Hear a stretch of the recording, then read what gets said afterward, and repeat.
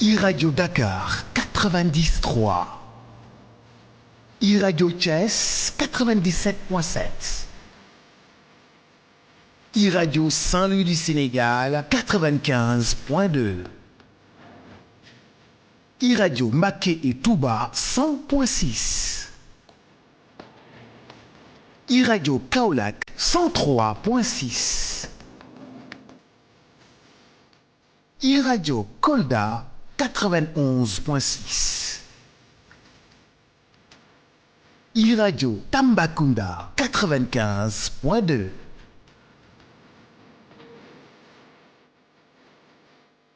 iRadio Ziguinchor. Ganu xibaar yi.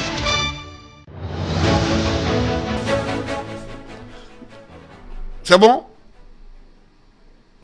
salaamaaleykum mbokk yi ñu leen nuyu ku nekk turam ak santam di leen dalal ci iRadio ITV heure bi bu jotee ñu am gan di waxtaan ak moom ci réew mi te nag ku ñuy am gan kenn du ko présenté Sénégalais Alioune Tine dañ ko xamaat ko mu liggéey ci réew mi taxawaay bu mucc ayib depuis rajo bu Afrikajom Center fu mu jaar wane na Sénégal moo ko jox monsieur Alioune Tine ñu ngi lay nuyu di la dalal ci iRadio ITV dañu constaté temps yi crispation am ci réew mi maanaam grève yi université syndicat yi ngi ci grève front social bi jóg te gis tamit au sommet de l'État ay actes yi nga xamante dafay xaw a tiital Sénégalais yi tey président normalement dafa invité woon ay député ak ay maire ci palais ci ndogu pour waxtaan waaye dañoo gis yenn député yi ak yenn maire décliné ne duñ fa dem naka la ñu mën a jàngatee loolu.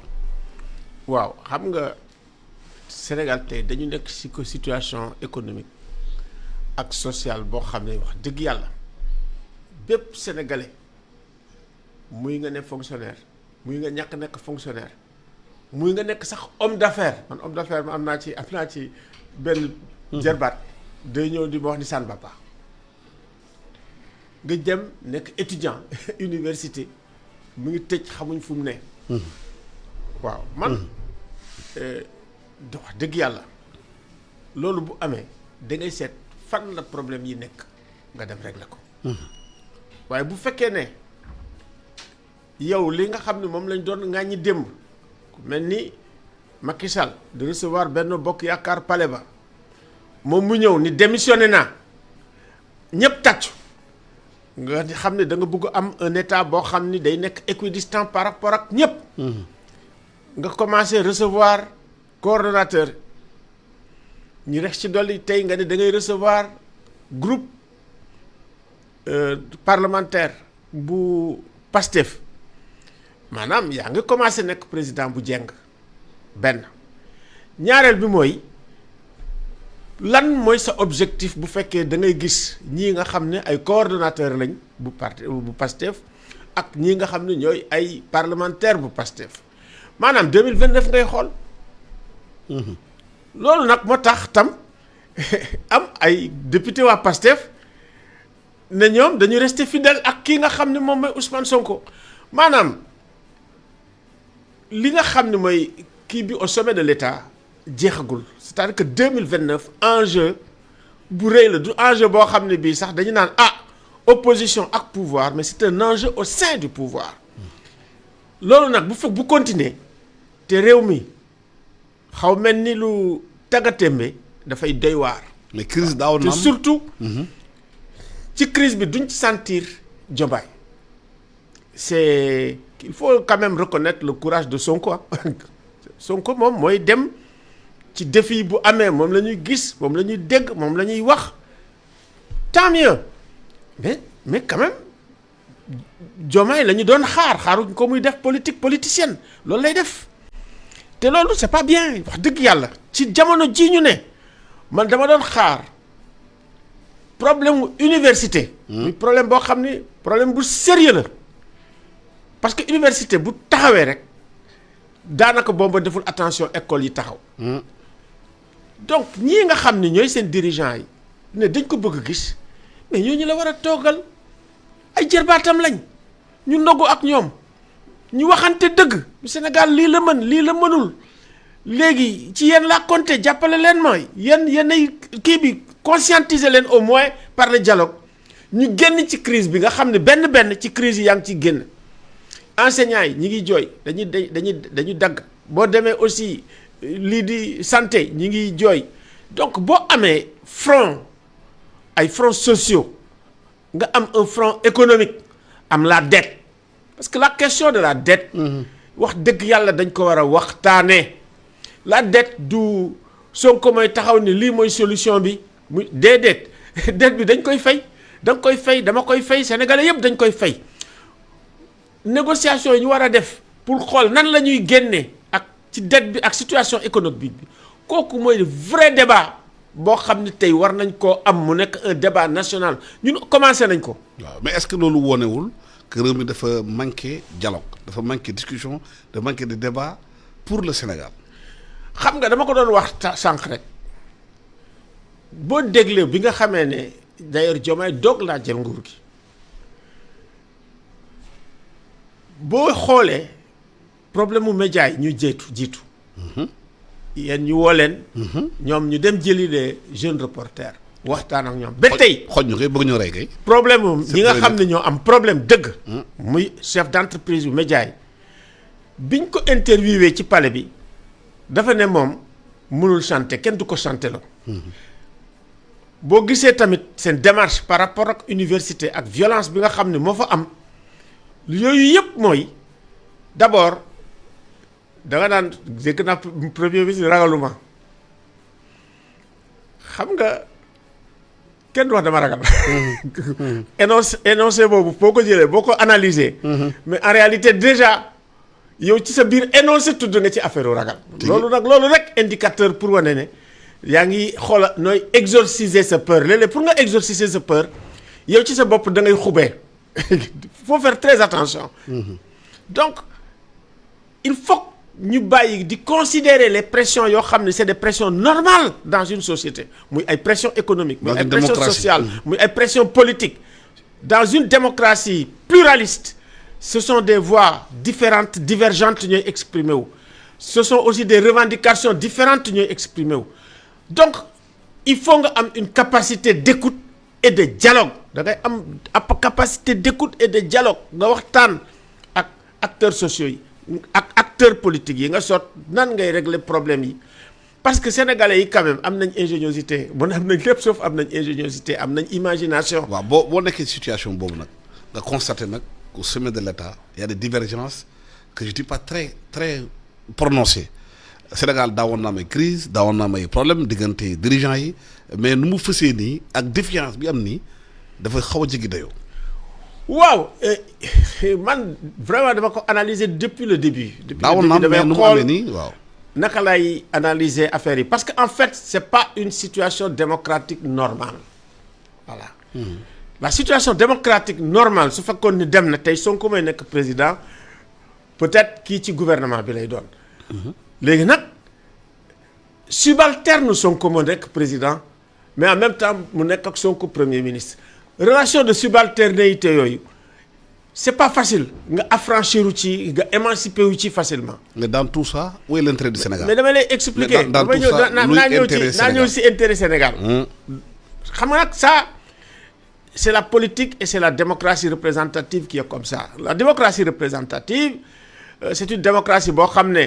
bon pour li ñuy wax la souveraineté du peuple c'est une souveraineté intermittente ça veut dire que bés bi ñuy ñëw 5 ans yu ne nga dugal sa kii dem une fois nga fal leen presque amul ay possibilité nga surveiller leen wax leen def nit dañuy yeewu suba rek constituer dama koy wax sax une espèce de noblesse d'État yére yi rafet oto yu rafet une vie boo xam ni et cetera si bien que ñoom ci seen bopp dañuy créer sax une distance par rapport ak gouverner yi distance boobu nag bu ñuy bëgg di maintenir ba pare bañ am pression loolu mooy peur boobu nag dañ koy traduire naan bon man kenn du ma chanteloo man kuy kii du ma la gis alors que yow da nga war a déglu askan bi. loolu mooy Sénégal yow Sénégal moo war a nekk. waaw booy wut nguur gi. booy wut nguur gi. nekk ci opposition bi. waaw wax nga lépp Sénégalais yi man Sénégal moo tax ba jóg mi tax ma def li nga dénoncer lu bëri xamante ne ay taar la pour yow. mais boo ñëwee ci nguur gi da ngay fàtte loolu. waaw loolu li koy indi mooy li ma di toujours ci suñu démocratie dafa am li ñuy wax démocratie de la conquête du pouvoir booy wut nguur gi bu ko defee boobu nag ay promesses rek kay def tout le monde il est beau tout le monde il est gentil am na projet le projet ceci le projet cela su ko defee langage de séduction ngay am mais nag am na aussi ce qu'on appelle une démocratie de l'exercice du pouvoir. Il me semble que la grande épreuve bi nga xam ne moom la Sonko am ak Diomaye mais c'est la démocratie de l'exercice du pouvoir. foofu nag est-ce que loolu teg sur la table. le manque de dialogue. ak aussi dafa am quand même loo xam ni c'est totalement dépassé aujourd'hui dans le monde. booy ñëw di wax parti état ñi nga xam ne amuñu culture politique bu solide ñooy wax parti état moom boo ko defee. ay problème ngay indi surtout un Sénégal boo xam ne qui a connu la démocratie bien avant les occidentaux hein. mais Alioune Tine que bu ñu xoolee bu baax pouvoir bi. parce que man dama ñëw ci les travaux de Yuri Sall. waaw dañu am quand même ay nit yi xamante ne d'expérience yu nekk ak ñoom ay Marito Niane ñoom Ale Kane ñoom Madiaye Mbodj ñoom Diallo Diop c'est quand même des gens qui ont de l'expérience war nañu mën a xam quand même bu ñu ànd ak nguur gi war a xam leen di war a waxtaana ci réew mi parce que Sénégal c'est pas 2024.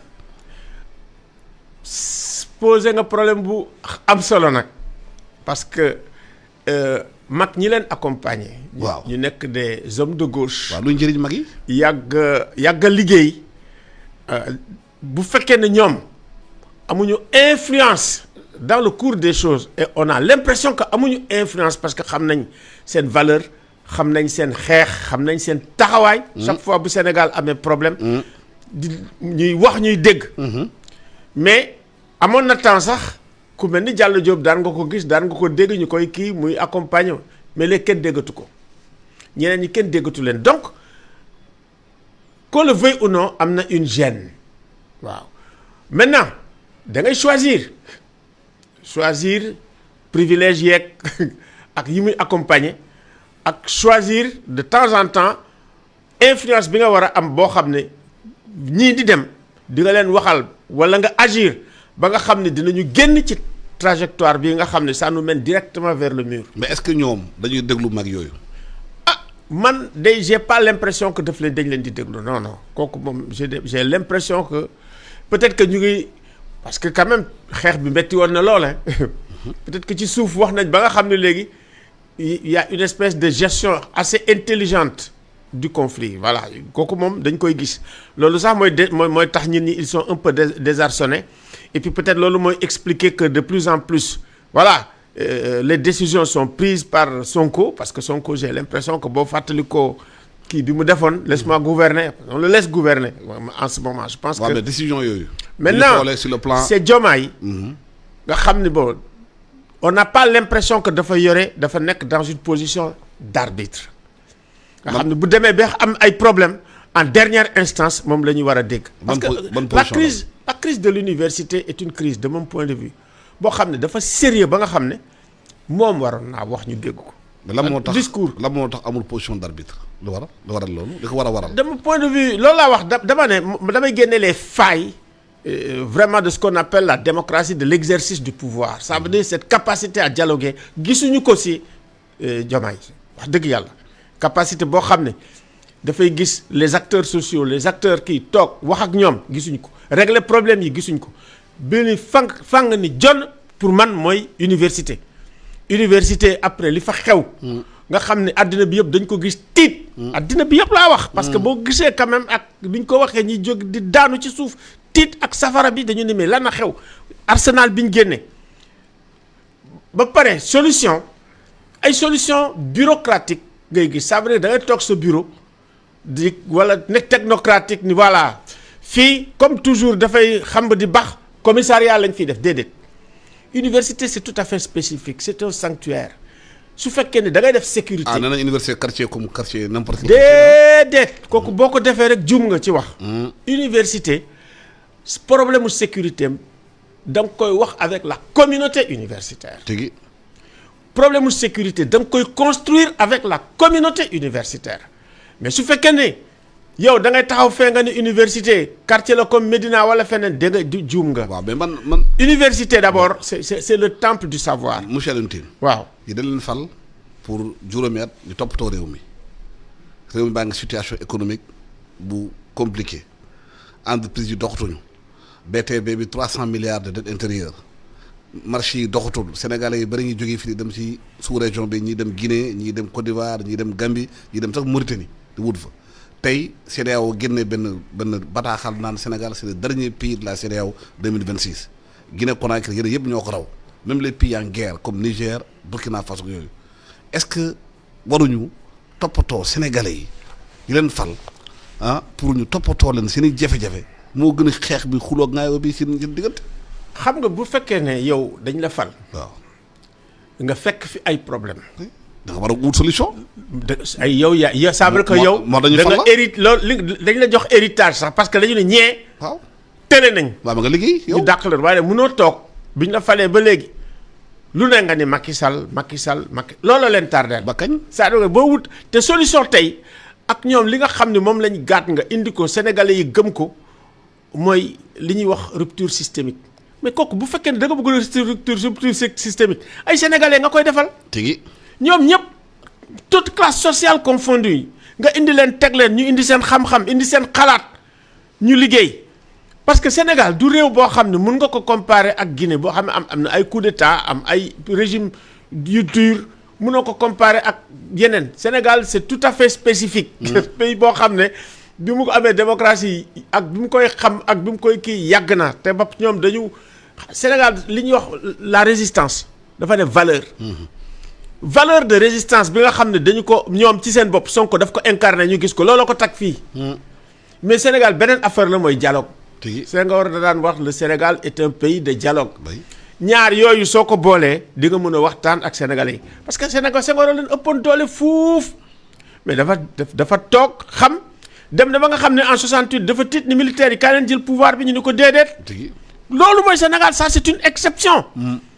militaires yi ko defal nii militaires yi dañu am culture boo xam ne dafay développer démocratie boo jëlee 68 noonu lañ def boo jëlee 2000 boo ko gisee suñu alternance militaires yi ñoo ko séq Lamine Cissé fii kii Mamadou Niang fii. Amadou Abdoulaye Dieng Onel dimbale ñu ñuy def ay saut donc loolu boo ko gisee da war xam ne réew mi même les galonnés c'est des démocrates c'est des républicains. Même les galonnés sont des démocrates et des républicains. Donc exercice du pouvoir bi da ngay respecter démocratie. respecter waxtaan ak nit ñi. di déglu nit ñi. mais dama gis ci seen taxawaay dafa mel ni dañu sous-estimer la profondeur de la crise dans tous les domaines au Sénégal c'est-à-dire que d'abord capacité élite politique mooy yow ci sa bopp nga mën a def diagnostic bu baax. analyse bu baax. en profondeur boo defee analyse en profondeur booy trouver ay solution nga ne lii de mooy ay problème yoo xam ne am nañ ko nga woo sénégalais yi nga ñëw ngeen wax nga ne nan ngeen gisee mbir mi en dernière instance yow yaay décider mais di nga xam ku ne xalaatam te xamoo xalaat bu baax fan lay jóge moo tax ma ne taxaw fii toujours ngay tëkku ak di xuural baat mieux vaut ngay waxtaan y compris man bi ñu waxtaanee ak bi président invité les Pastef bu invité woon opposition te opposition ñu ngi wax ay problème ñu ngi seeti nit ñi problème mu élection yi ñëw déjà inscription yi waxuñ ci ak fichier bi waxuñ ci ak DAF et puis calendrier électoral bi waxuñ ci tu comprends yooyu yëpp te bu daan am daan nañ xam fan lañ jëm waaw loolu yëpp xamuñ ko. yow nga mel ni yaa ngi def campagne électorale même buñ ko waxul moom la parce que loolu campagne la dans leur propre camp xam nañ ni kii mi ngi def campagne mi ngi def politique alors que problème yaa ngi fii ne fang gis nga problème yi soo leen réglé soxla woo campagne. problème mu sénégalais yi ak problème mu peuple bi nga xam ne moom am nañ ko boo taxawee nga jubli ci nga réglé ko wax dëgg yàlla dañ naan kii daal vraiment ni muy doxale noonu la mais tey.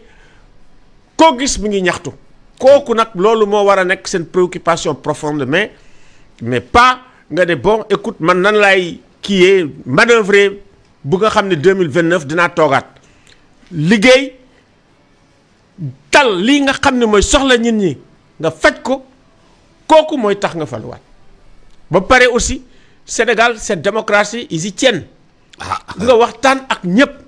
bu fekkee ne dañuy dem élection yi ñu def ko mu nekk ay élection transparente mu am équité nga déglu ñëpp tous les acteurs politiques dialogue politique bi dafa ci waxtu wi la war a gën a am dans tous les domaines. waaye am na aussi lu tiital Sénégalais yu bëri liberté d'expression léegi soo waxee dara ne d'accord ak procureur ñëw la kaso. mais gis nga tey ñoom ci seen bopp. ñi ngi rey ñii di correct ñi ngi rey aussi ñi nga xam ne aussi ñooy CNRA en réalité li ñuy wax régulation espace public mais ñooñu ñoo ko am d'abord. ñooñu lañ fal nañ leen déglu du procureur bi moo war a ñëw rek jiitu ci ñooñ jàpp ay Azoura Fall mu ne ay problème jàpp ay ñoom Abdou Nguer di sonal Abdou Nguer mais Abdou Nguer boo ko jëlee nga garder ko mais ay galon nga koy andil. tigi problème bi ñu am yépp tey de plus en plus mooy boo xoolee justice bi nga xam ne ñoom dañ koy attaqué dafa mel ni justice bi dañu bëgg mu nekk une justice politisée ba pare dooleel procureur c'est vrai procureur koo xam ni ku màndu la voilà parce que digg nañ ko Ibrahima et tout mais écoutez procureur ci exécutif la bokk buñ ko santee day def donc il faut que ñoom tamit ñu xam ne li ñu doon bañ démb dafa am aussi avoir l'intelligence de la situation moom laa la wax moo tax ma ne la moo tax waxtaan bi baax parce que foog nga waxtaan ak élément société bi nga xam ne ku ci nekk am nga tuuti xam-xam ci fànn bi ngay liggéey nga déglu leen nga mun a avancer mais su fekkee ne 2029 moo ne sa objectif par rapport à une situation boo xam ne c'est très critique sur tous les plans parce que boo xoolee quand même mais bu ñu xoolee croissance politique yi ñu classé état yi ba Gambie raw ñu kooku sénégalais du leen neexam kooku rek kii la kooku rek appréciation la. est-ce que problème bi réellement du président bi daa bëgg am deuxième mandat premier ministre bëgg am premier mandat. ñoom ñëpp 2029 mais problème boobu 2029 mooy seen objectif. 2029 est-ce que loolu mooy problème bi coow lépp foofu la. coow li yëpp mooy. foofu la. également la prochaine élection. Oh. pas la prochaine génération. Voilà on est dans ce cas de figure. kii daa bëgg toogaat kii daa bëgg toog. voilà mu ngoog moo tax nee naa la ñun on a hérité d'une anomalie que ñoom mënuñu ko gérer il y a une incapacité à gérer cette anomalie ñu ngi essayer nag ñu ngi manœuvrer mais la gestion de cette anomalie moo primé surtout maintenant loolu la ambition présidentielle les deux à la tête de l'État dafa feeñ dafa di fang en ce moment qui s'occupe des Sénégalais kooku mooy tout le problème est là ça veut dire que mënuloo nekk di gérer loolu et puis c'est-à-dire que il faut aussi booy distribuer rôle yi mënuloo yow kenn rek ngay toppatoo lépp. déedéet ça aussi c'est un peu aussi. yàlla ce qui arrive avec yàlla sax day délégué. avec comme dit. daa créé Mohamed créé les autres. j'ai bien écouté Aly Ngouille Ndiaye. ci ni ñu gérer sécurité. ça veut dire que tey gouverneurs yi préfets yi am na ay prérogatives yoo xam ne su fekkee premier ministre da koy jël. ministre de li ñuy wax te gouverneur yeeg préfet yi xam nga lan mooy seen intérêt. ñoom continuité état la ñuy assurer. tigi am nañu culture état. am nañu aussi cette mémoire boo xam ne li ñu daan def xam nañ ko soo leen joxee rek di nga gis ñoom dinañ xam nan la ñuy opérer maintenant nag yow yaay joxe ay ni lii laa bëgg. nii laa ko bëggee. mais soo considéré gouverneur lii laa bëgg. non nii laa ko bëggee mais soo considéré gouverneur comme étant partie du système. ba nga bëgg a dindi doo leen wóolu. bon oui si tout le monde dans le système kay. le grand problème bi ñu njëkk am au Sénégal mooy lenn. bi nga xamee ne am nañ alternance. on avait un état on avait des institutions yu leer. bu fekkee ne aussi dañuy jël li ñuy wax les postes. amoon na aussi ay critères amoon na ay normes. tigi nga xam ne amul opposition amul pouvoir yow compétence moo la fi teg. léegi nag depuis première alternance ak formation coalition politique l'exercice du pouvoir consiste à capter les institutions à capter aussi les ressources ñoo foogoon nañu loolu da nga koy génne parce que loolu yàgg nañ koy wax. et boo deful attention à patrimonialiser les biens de l'État bon.